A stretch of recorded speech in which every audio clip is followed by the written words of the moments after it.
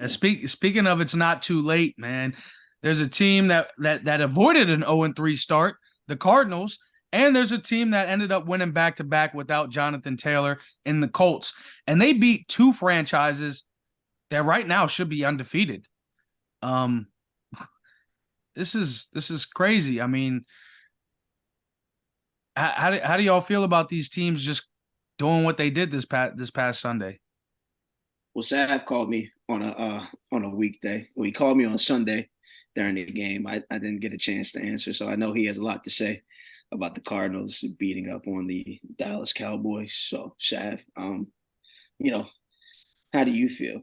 In the heat of the moment, these guys they had the motion. They had the motion against the Cowboys, didn't they? It's like dreams money could buy. The way they defeated the Cowboys. That was a good win. It was a good win for them. They took it and they handled it well, and they pretty much did what they were supposed to do. They went in there and handled business, and that's what it was. Oh, that's it. It wasn't. Oh yeah, the short and sweet. Oh, okay, yeah. No slander this week. Oh no. Oh No, wow. no, no. The way I mean, the way we had our conversation, I wanted to tell him to pipe down, but the way he said the Cardinals offense was way too sexy. He was telling me, when he was looking at Joshua Dobbs, he's like Poppy's home. That's what he told me. I was like, you know what? Nah, man. Dallas just had a soft week, but the real story is the Indianapolis Colts have found a way to win without Anthony Richardson 2 games in a row, without Jonathan Taylor. They are finding ways to click, and that is a team that we need to be aware of because the AFC South is. I mean, the Jacksonville Jaguars should have that division wrapped up, but it is a softer division, and the Indianapolis Colts are firing on all cylinders, at least what it looks like right now. So, who's to say that they can't come out there and win the division, especially when they get healthy? You know what I mean? So, pulling off a win Wait, against what do you mean by healthy? when they get Anthony Richardson back, because Oh, Gardner Minshew's out there, and then if Jonathan Taylor does find the field for Indianapolis, him and Jim Irsay work things out, and he finds the field for Indianapolis. Who's to say that they can't run the table in the AFC South? So, last season I feel like Jonathan Taylor coming back is gonna mess up that dynamic, in my personal opinion. It's just he's gonna expect a certain amount of touches, and the way that Mhm. they're playing right now is evenly distributed offense in my from what I've seen. Like it's a 50-50 slate from them actually throwing the ball and running the ball and running the ball in efficient situations and then throwing the ball in certain situations, running a lot of play action. And that's what Gardner's good at because he can get out of play action situations, run out bounds, and get down if he needs to. But it's more so with Jonathan Taylor coming back and seeing what he did and knowing what he is capable of doing, what is that going to do to the dynamic of the offense? I feel like that is going to change it to, I won't say a significant amount, but then the looks will be more so pertaining on him. And like I said, with him being out 4 weeks, I feel like, yeah, but the whole situation was you started out because you were holding out, and then it was like you went on the pub list because of an injury, apparently.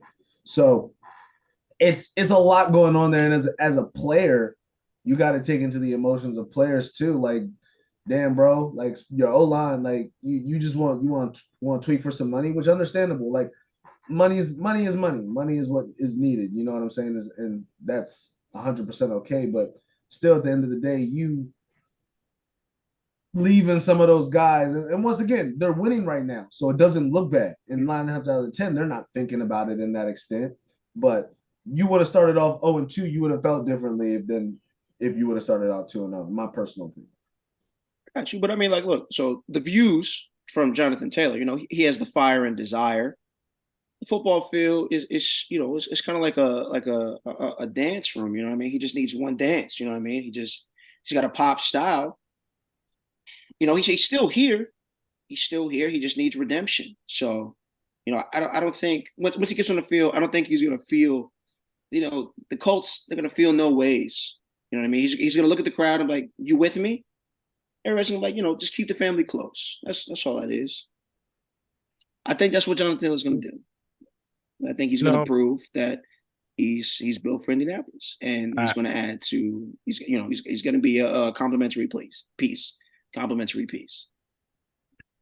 I agree. That's if he stays, because at the end of the day, I feel like he'll be a major distribution to that group and everything like that. How they work, how they can function all together with Anthony Richardson at the end of the day. I hope that he wants to stay. That's really all you can really hope, because that's a good talent, but he already doesn't like the upper management and all that. When it's like that, and his players, and he's on his last year of his contract, he's still gonna want out. So, yep, it all plays in a factor. Yeah, so the Colts are matched up against the Rams this week. So that'll be actually a very interesting matchup to watch. The Rams, I know they're 1-2, but they haven't been that much of slouches. And neither have the Colts. So that'll definitely be a dogfight. But speaking of something that won't be a dogfight, the Cardinals, who we are also talking about here, they play the 49ers, so they're probably going to get smacked in the mouth this week, and be 1-3, unfortunately. But I think they would call that scary hours. Scary hours. 100%. It will definitely be scary hours for the Cardinals as they travel to San Francisco this week, because I don't know if Joshua Dobbs is ready to take on that defense. Cardinals, laugh now, cry later. Word to little baby. Laugh now, cry later.